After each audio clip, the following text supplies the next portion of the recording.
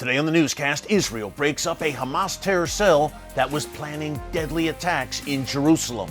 Get all the breaking details next.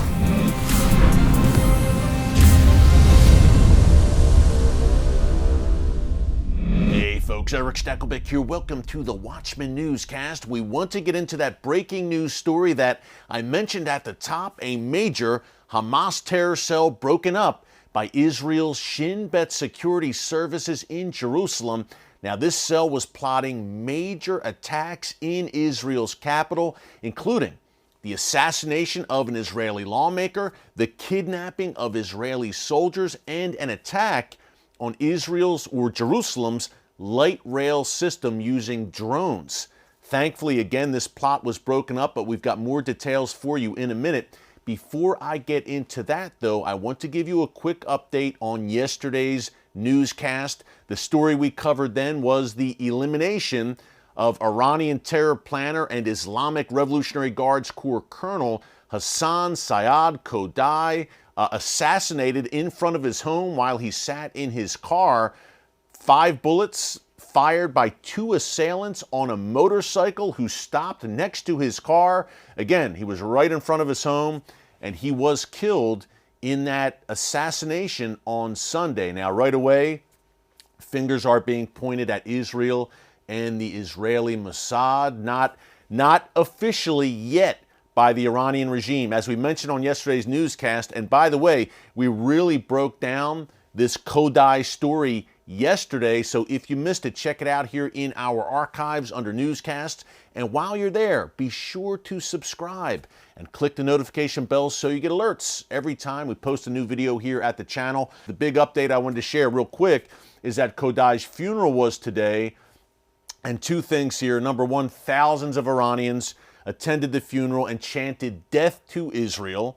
Secondly, new details are emerging about what a dangerous individual Hassan Sayyad Khodai was. He was apparently behind 2 attempted attacks in 2012 against Israeli interests abroad, one in Thailand and one in India. He also masterminded other attempted attacks and kidnappings against Israelis and Jews worldwide, including in Cyprus and some other places. So again, he was an external terror planner for Iran's Islamic Revolutionary Guards Corps, which is the elite vanguard of that regime. They answer only to the supreme leader, a very dangerous individual who has now departed this world.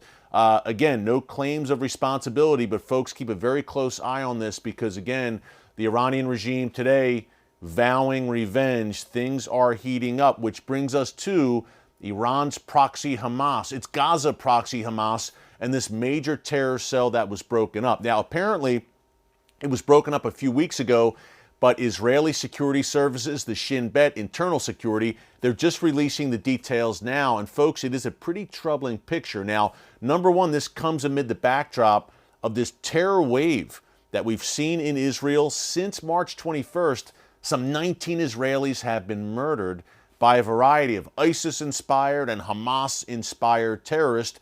And this is all going on, of course, as unrest on the Temple Mount in Jerusalem, revolving around the Al-Aqsa Mosque there, has been exploding, no pun intended, and instigated, incited by Hamas at every turn. Now we have this Hamas cell broken up in eastern Jerusalem. Number one, the leader of the cell's name is Rashid Rashak, pretty much a top Hamas operative from what we are hearing, who lives in the, or lived in the old city of Jerusalem. He and 4 other men put this cell together, and they plotted a few things. Number one, to assassinate an Israeli politician, a member of the Knesset by the name of Itamar Ben-Gvir. Now, Ben-Gvir is kind of a firebrand. He's on the Temple Mount. He's in Jerusalem. He's very vocal about Israeli sovereignty over those sites. Hamas clearly does not like that, so they targeted him for assassination. And by the way, this is a familiar blueprint. A few years ago, another Israeli rabbi who was a Knesset member as well, Yehuda Glick, was also targeted for assassination. He was shot and nearly killed. By a miracle of God, he survived, but he was someone who was very vocal about the right for Jews to have a presence on the Temple Mount, which is the holiest site in Judaism. So now Itamar Ben-Gvir targeted also as part of this a 5-man cell. What they planned to do was to kidnap Israeli soldiers, reportedly, and lastly, to attack the light rail system in Jerusalem, which I have rode on a few times, with drones, or at least one drone. Now, was this an explosive pack drone or a so-called kamikaze or suicide drone, as some have called them, flying into the light rail? I'm not quite clear about that, but a drone was recovered, apparently, by Israeli authorities. So a few things to keep in mind here. Number one, thank God this plot was broken up. But number two, folks, if, God forbid, it was successful, could this have been the kind of incident that leads to a massive escalation between Israel and Hamas?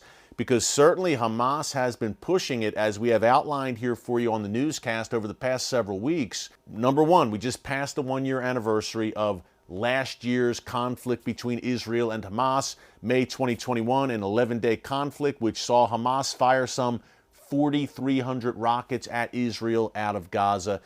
1-year milestone here, and things are eerily similar right now, folks. That's why I mentioned that war from a year ago, the unrest on the Temple Mount, incited by Hamas. That is what sparked last year's war. Similar playbook this year. Once again, Hamas, including the cell, by the way, that was busted, Rashid Rashak, who I mentioned, lived in the old city of Jerusalem, Hamas operative. He was in charge of helping to incite the riots atop the Temple Mount, again, revolving around the Al-Aqsa Mosque, according to Israeli authorities. So unrest on the Temple Mount, threats from Hamas over the Temple Mount. If you remember, that May 2021 war launched when Hamas launched some 7 rockets in the direction of Jerusalem.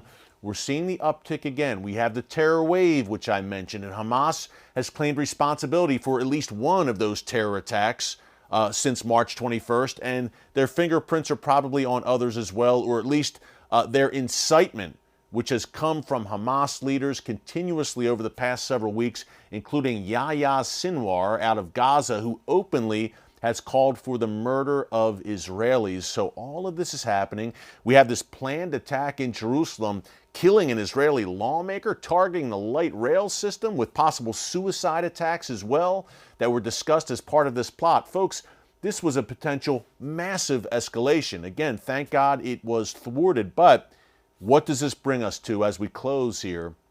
It brings us to, in my view, the precipice of another war between Israel and Hamas. Not a war that Israel wants, but one that Hamas seems determined to instigate and is pushing. Why is Hamas doing that? Who is pulling the strings by Hamas? Who is the head of the snake when it comes to regional terror? That would be the Iranian regime residing in Tehran. Essentially, folks, if Iran says to Hamas, now is the time, Hamas will pull the trigger and they will spark a new conflict, a major conflict, potentially. Israel is on high alert right now, not only because of the Hamas and Islamic Jihad threat in Gaza, the Iranian proxies operating there, but as we mentioned at the top, the death of Hassan Sayyad Kodai has Israel on high alert, not only inside Israel, but embassies, consulates, Jewish and Israeli targets around the world right now, upping their security in a major way. We are at a very dangerous moment right now, but here's the good news. And we try to remind you of this on every newscast. God Almighty still sits on the throne, and when it comes to his land, the land of Israel, he neither slumbers nor sleeps, and he has written his name on the city of Jerusalem forever. So take heart, do not be discouraged, keep the faith.